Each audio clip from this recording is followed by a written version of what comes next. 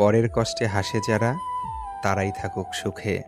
সব অপমানের জবাব এখন দেই না নিজের মুখে।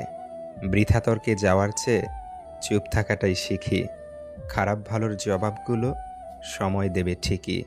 মুখের কথা তো সবাই বোঝে, চোখের ভাষা বুঝতে হলে মনের মতো মানুষ লাগে।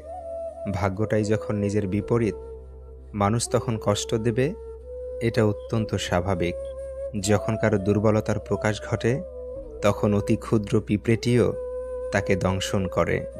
বয়ে যাওয়া সময়, পাল্টে যাওয়া তুমি, প্রমাণিত আজ সময় কতটা দামি। জীবনটা কেমন যেন পালহীন নৌকার মতো, চলে না, আটকে আছে মাঝ দরিয়ায়। নদীর একুল ভাঙে ওই কুল গড়ে।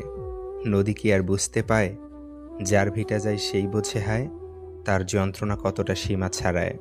বুদ্ধিমান মানুষরা কখনো অতীত মনে রাখে না, তাদের কাছে বর্তমানই সব কিছু।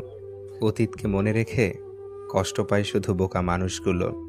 আসলে জীবন মানে একটা ভূমিকাহীন গল্প, যার প্রতিটা লাইন পড়া খুব সোজা, কিন্তু বোঝা ঠিক ততটাই কঠিন। ভালো মানুষ তো সে, যাকে কখনো মনে রাখতে হয়